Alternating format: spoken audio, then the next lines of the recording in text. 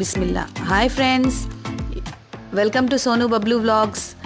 ఇవాళ వెదర్ చల్లగా ఉంది కదా, ఆనియన్ పకోడీ చేశాను. ఈ ఆనియన్ పకోడీలో ఏమేమి కావాలో చూడండి. గుంటూరు స్టైల్లో చేశాను. 12 మెంబర్స్కి సరిపోతుంది. ఫస్ట్ ఒక 4 మీడియం సైజ్ ఆనియన్ తీసుకొని సన్నగా కట్ చేయాలి.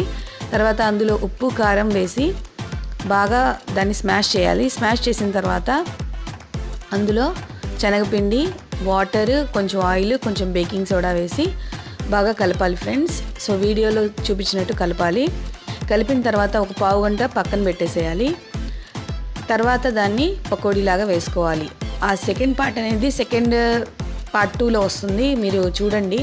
పకోడీ అయితే చాలా టేస్టీగా వచ్చింది, చాలా బాగా వచ్చింది. సో మీకు ఈ వీడియో నచ్చినట్లయితే లైక్, షేర్ చేసి సబ్స్క్రైబ్ చేసుకోండి.